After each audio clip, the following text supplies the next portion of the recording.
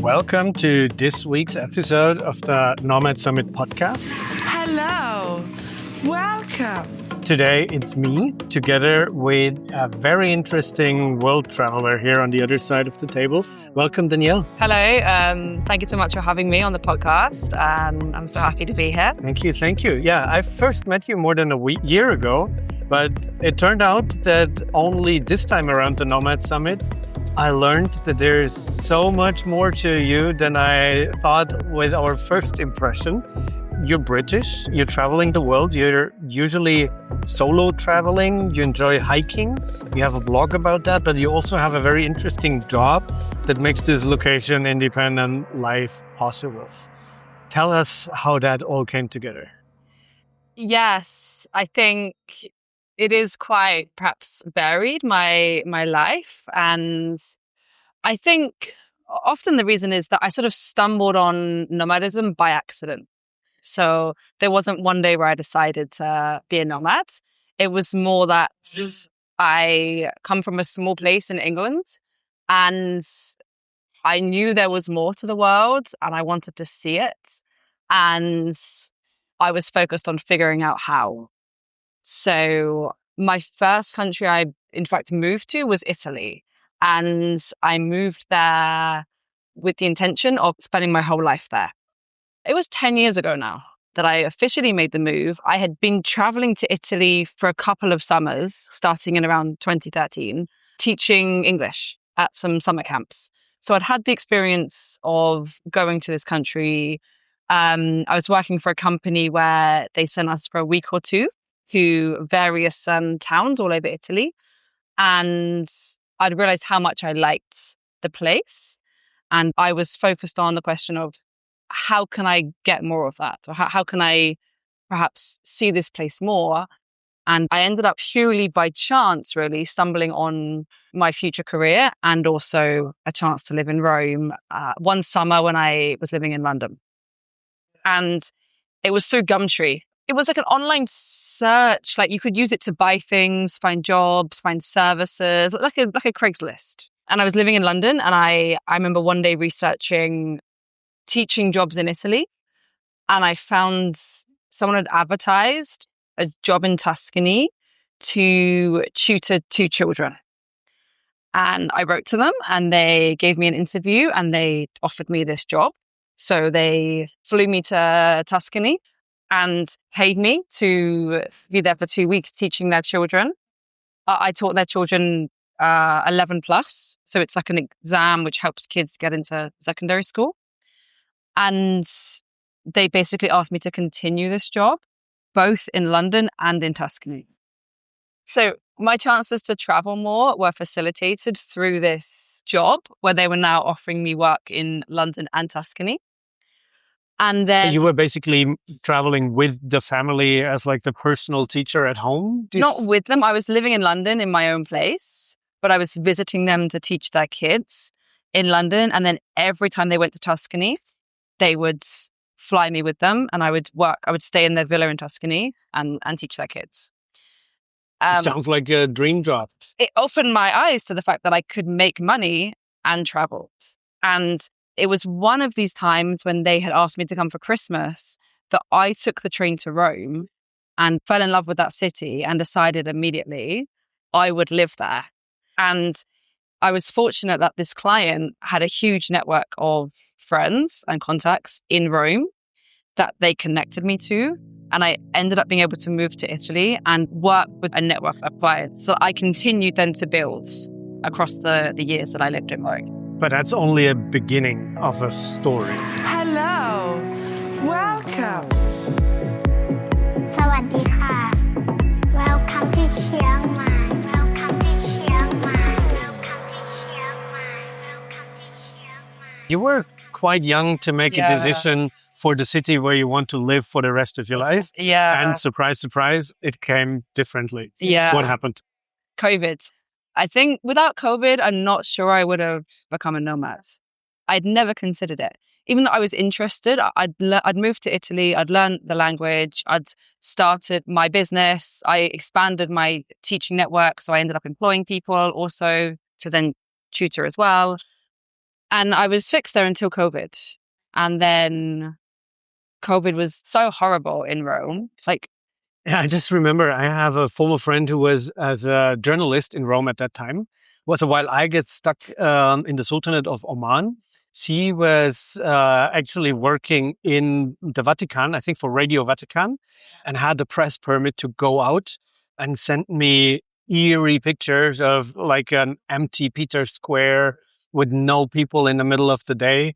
So Rome must have been something very special back then. it was something special. And I have so many memories of things I saw. Like, I remember one day going, before the official lockdown, I was cycling through Rome and I ended up cycling to the Pantheon. Normally I would never have done it, but I think I was just so, it was so bizarre what was happening. And I ended up standing outside the Pantheon and I watched, there was no one there. It was completely empty. The only thing that was open was this macellaria, like a butcher's. And I stood there as these 3 generations of men played football in the square outside the Pantheon. I remember like watching them, and then the grandfather invited me to have a coffee with them. And I remember saying no, because I think I need to go home, because I think this Social distance. this thing is happening. It was, the whole city was about to be locked down. And after that, I was in my apartment for months and it was horrible. And when things finally opened up a little bit, I left. And that was how I started traveling more. And that where a complete new life unfolded for you, right? Pretty much. Yeah. Take us on this journey. I left Rome and I decided what I needed to do was fly to the UK and hike across the UK with my backpack and my tent. So I did this. It was like my freedom after lockdown. Like discovering your own country, your home country. Yeah. I felt so disconnected from nature and from people. I'd been not only in the city, but inside my apartment for months. So I decided that I needed wide spaces. And even though I was from England, I'd never really explored it. I didn't have that mindset of exploring places in this way. So I flew back and I hiked the entire length of the UK from Cornwall to Scotland. All alone. Yes, all alone. That's impressive. You've always been a very independent girl. Yes. Where most others would think like, I need friends, I need a partner to go with that. You were like, I'll do that. Yeah, I think I always knew there were things I wanted to do in life. And I don't think you should wait for someone to do them with. You know, I think as nomads, we all understand this. If you wait for a friend to go traveling with you or you wait for a partner, it might not happen. So I think a lot of us just do it anyway. And So there's an impressive message behind that. Like, imagine that your 10, 15 years younger self is listening to that podcast. How would you encourage them for that? Well, I really encourage solo hiking, and I think it's a great thing for everyone to do, particularly for women. It's such a beautiful thing just to be able to go off by yourself and experience nature and even experience it alone and to not be afraid. One problem I had was the wild camping, because during this hike, you have to camp sometimes and you have to camp alone. There aren't campsites all the way. The first section of the hike was a month along the coast. So often you're just hiking on cliffs. I was nervous to set up my tent and to sleep on the... And then you wake up in the middle of the night to these strange noises that nature makes for the first time. I really did. I really did. I remember like my first night of wild camping, being so afraid. I met a fellow hiker who was not camping and I asked him to stay with me. I was like, I'll make you some noodles. Let's have dinner together. I'll set up the tent and then leave me. Because by being there, it was kind of the comfort of having like someone else. He left. I then sat in my tent, read my book, watched the sun go down. And when it got dark, the amount of noises of nature that first night was so unnerving. You get used to them, but most of us are just so used to being inside and behind walls. It was unnerving for sure. Kind of calls back a memory that I had from childhood. I was with the Boy Scouts and we went for camping like with a group of kids. And one night, another Boy Scout tribe was raiding us. So it was a thing like to try to capture the flag. of the other one, and they played tricks on us. They came and were just pushing against the tent. They were not saying a word. They were just shaking the tents. And we had someone shit scared in our group saying like, "There's a wolf. The wolf's outside." And we all shit our pants. So I imagine if you have these movies playing in your head while you're alone, it doesn't get any better. No, it doesn't. But that's something for us to overcome as solo travelers, as nomads, to realize, in fact, I think a big part is realizing the world is not as scary as you think, There are dangers you should be aware of, but things are not, it's not everything is scary out there. And I feel like, particularly as a woman and as a solo female hiker, we have to have confidence in that you are safe. Of course, you take care of some things. You make sure you have a map, a compass. You make sure you have your water, your provisions. You can take care of yourself. Pepper spray? But some pepper spray maybe. And then you do it, And then you do it like we all also travel the world and get on flights and go to locations we don't know. Hello. Welcome. You've been doing this for like 10 years now. There must have been some uncomfortable situation as well. For sure. I've solo traveled to India when I was 21, and this was a difficult experience. Egypt also. I've had some... Traveling's not always easy, but that's also not the point, that we travel to discover places, learn things. And I think we have to be knowledgeable of difficulties, but also know that we can handle them. Interesting that you mentioned India. The other day I talked with Divi, who is establishing his jungly co-living in India. Mm. And he said India is not that popular with nomads and solo travelers because it has this bad reputation for especially solo traveling women.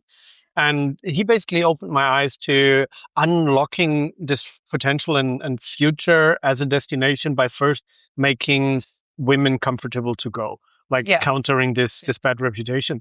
And when you talk about that solo traveling India as a solo female traveler with 21, that's probably already part of this storytelling. So I guess it was not all fine and happiness every single day, but it also did not discourage you from anything. Rather the opposite. You go to more extreme places after that. Yeah, so exactly. What's your advice to the solo female travelers listening to this podcast when they're considering India? I think a lot of it comes down to, of course, making yourself knowledgeable, like researching the country, knowing where you're going, perhaps finding places like Jungly also, where you can go somewhere and you can have a community and you can meet also other female travelers, other solo travelers. I think that can be really helpful. And I also believe in trusting in yourself, and knowing that you can handle it, that this is a country which might be less easy than some countries to travel, but it's not impossible. It's a beautiful country. There's so many places to go. It's so rich. And it depends where you go. Delhi, for example, is very chaotic and very difficult. I also went to the north and I did a Vipassana retreat. So, for example, the north of India is a quieter place. I went to Dharamsala, where they have also a Tibetan community that live there. And I did a Vipassana retreat. And this was very, very different from Delhi. So I think also a place like India, it's so varied and you have a choice of many places and communities you can stay in. I think often it's about building and finding community, rather than being scared of countries. But before we talk about other destinations, how do you make that happen? What's your lifestyle now? You told us about how you started into this teaching the kids of that family, but that's not what you're doing anymore, right? Well, I've continued because when I basically found this network of clients in Italy, I also built my own network. So in Italy and across the world. During this time, I networked a lot and I found teaching clients all over the world. So I specialize in helping children through the British education system. So this involves mainly GCSE, A-level and IB exams to get kids into universities. And this is in demand all over the world because all over the world, there are children that go to international schools and study the British curriculum, no matter where they live. But this is not just about language. You're not an English teacher. I'm not an English teacher. I specialize in teaching English literature and writing. I also work as a writer. And this was my main subject I taught when I first realized I could make money from teaching and tutoring. And I then expanded across the subjects that I have qualifications in at A level. So I also teach the humanities, like history, philosophy, religious studies. When you say that you have the qualifications in, like you have studied that yourself Yeah. at university, and I studied English at university, English literature, but I have the A levels in those subjects. So A levels are a set of subjects you take to get into university in the British system. And many students all over the world study this curriculum. In Italy, in Kazakhstan, and across the world, students will study this. And there is a demand for teachers and specialists in these subjects. which means you're not only doing this online, you actually follow the call if someone wants you to teach their children on premise. Exactly. And you can form long-term connections. So I have one client that I met in 2018 in Tuscany, and I have worked with her every single summer since, mainly in Cyprus. She has 3 children, and I helped teach her children. And now her children are growing up. So now she flies me every summer to Cyprus to read books with her. She loves literature. So we read books together and we go for meals, and she pays me. To let that sink in for a moment. So that sounds more like psychologist and friend. Like, In some ways, it's a broad job. I'm a teacher mentor, and I specialize in the British exams, but of course it can also, I form connections and relationships. So my network, often I've known them for years, and if they have a need, like their child's doing an exam, they might call me and say, can you come for 2 weeks? but other than this particular woman that first flew you in to teach her children, and now just for her personal amusement, you teach other children around the world, and you follow their calls into faraway countries. Yes. I've just come to Southeast Asia from Kazakhstan, and I actually feel so fortunate that I first went to Kazakhstan in 2017 for a client. There was a client that needed some homeschooling. She'd raised her kids in England, so they were following the British curriculum, but then they moved back to their home city of Almaty, and she didn't want to send her kids to a Kazakh school, so she flew in 2 tutors, and I was one of them. So basically, her choice was there is no international school, no English school in Almaty. There are now, and I think back then there were some, but I think she was planning to move back to England the next year, and she didn't want to put her kids in the system. Okay. So it was her choice to homeschool for a year. And I was offered the job. I'm with a number of agencies. So as well as my own network, I'm with agencies that will call me and ask me. And I very much believe in saying yes to travel. If someone offers me a place to go, I will normally say yes. So an agency asked me, do you want to go to Kazakhstan? It was 2017. Who knew anything about Kazakhstan? People still don't. It's just emerging on the scene, and people are becoming aware of this as a great place to go. In 2017, people only knew Borat, right? Who is a great ambassador of Kazakhstan? Even though nothing in that movie is Kazakh. And he's not Kazakh, and yes. Even the scenes in the movie that should show Kazakhstan were not shot They're in filmed Kazakhstan. in Romania, right? That's what I heard, yeah. Yeah. So it's nothing to do with Kazakhstan, but unfortunately, everyone thinks it is. Kazakh people, in 2017, I heard people found it offensive. Now I've just been to Kazakhstan. I've actually had people find it funny. And I even heard apparently the tourism board in Astana, they've actually adopted Borat's catchphrase for their marketing. Which is, meet my sister. She's the second best prostitute in the country. No, not that one. He's like, yes, very nice. This one, right? Wow, it's very nice. So they use it for marketing Kazakhstan. Very nice. Very nice. But I'm so fortunate. Which is an internationally known catchphrase that is soon to be pushed away from the throne by... Hello. Welcome. I've heard this is the catchphrase of 2026. Indeed. But in 2017... For those of you who didn't get that hint and you haven't recognized Danielle's voice so far, she is the one in the official Nomad Summit audio branding who speaks the 7-Eleven welcome sound. So going to Kazakhstan in 2017 was an unforgettable experience. And looking back, I just feel so blessed to have been there in 2017 because I was in Almaty. The capital was Astana. I was in Almaty, which now is a thriving place. I've just come from there. There are lots of travelers, like lots of things happening. In 2017, my memories of it are just so different. I remember being very out of my depth, not seeing any tourists, not understanding anything. I couldn't read. Now I can read Cyrillic and communicate in Russian, basically. Then I couldn't at all. So I remember feeling just so out of my depth in 2017. There was an app, I think it still exists in Central Asia, called Indie Travel, where back in 2017, you could pay local people to drive you around to tourist spots for no money. Like, they weren't official tour guides. I paid two guys from Almaty, two young guys, to drive me to some of the best nature spots around the city. There's a place called Sharon Canyon. It's the Grand Canyon of Kazakhstan. They took me there. I went to these two lakes. One of them is filled with trees. There was a landslide that happened 100 years ago, and all the trees are now in the lake. And they also drove me there. And I paid them not a large price for this. Now going back, it's so different. I saw lots of tours. It's very expensive. They now have tourism. And I'm fortunate to have experienced it now, but I'm also so lucky that I got to see it in 2017. Maybe the tourism just developed because people were discovering your Instagram and just following your lead.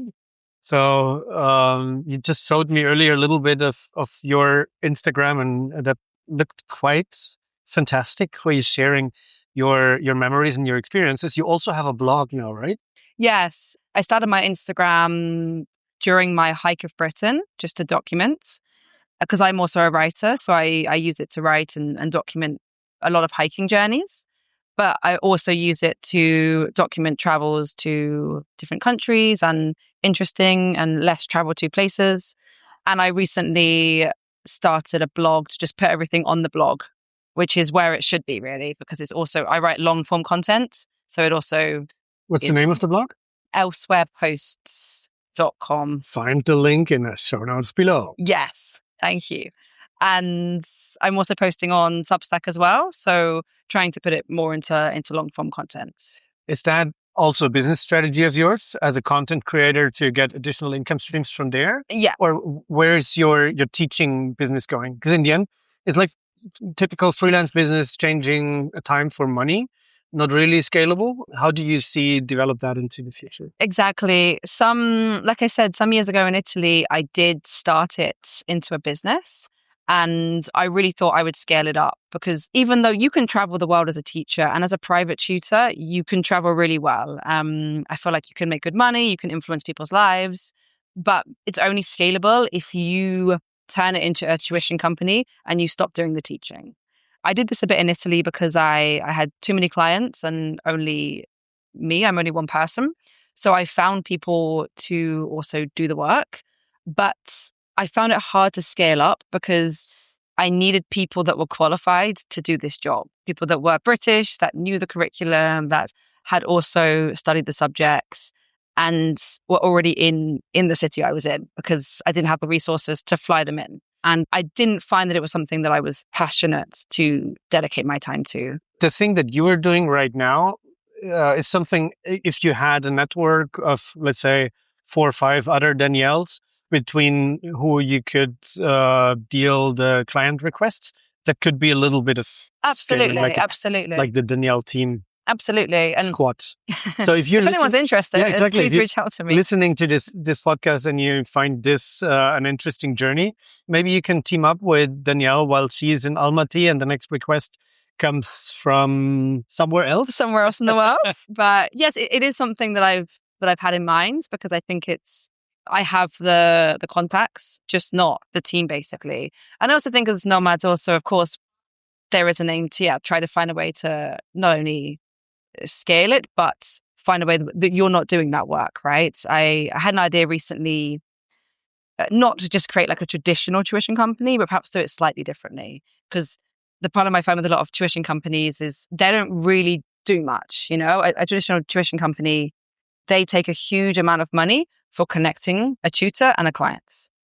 I've worked for lots of them, and beyond that, they don't really have a role. So I was also thinking about different ways to take this model and to do it slightly differently, and perhaps in a more humanistic way. And you just attended the Nomad Summit here. Did you get some inspiration from there that helped you? Absolutely, yeah. The Nomad Summit was so great. It's just an amazing place to connect with people and to meet like-minded people. And I found it so helpful in terms of my writing and my blog, learning different SEO strategies. I also learned a lot about growing my Pinterest. I loved how it showed me the things that I was doing wrong, right? So I think often you can go to Nomad Summit thinking that, okay, yes, it's going to help you, but it's going to give you ideas, but actually it can also just help you to realize, okay, what are the ways that perhaps you're doing your business in a way that's not actually helping you to scale up or to reach everyone, to reach a larger audience. And it really showed me some things I need to improve on in my writing and my Pinterest. So I've spent the last few days working on this and trying to fix my mistakes. So you got some inspirations from there that changed what 2026 has in store for you? Absolutely. Yeah, absolutely. And it's just such a good way to start the year. I was thinking this as well. It's like, what better way to start the year than come to Nomad Summit, meet incredible people. And then forever become part of the brand. Yeah, and then get captured. But yeah, it was just such a good way. And I'm so inspired for 2026.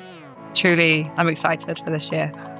Thank you so much for joining us on this podcast, Danielle. If people want to reach out to you beyond Instagram, will we put into the show notes? What's the best way? I'm on Instagram, also my blog and Substack, and I also have an email people would contact me at. So you can also include this. Perfect. If you like this episode, share it with your friends. Don't forget to subscribe on your favorite platform. Until next week. Thank you. Bye-bye. Thank you so much. Bye. Produced by radioguru.co.uk.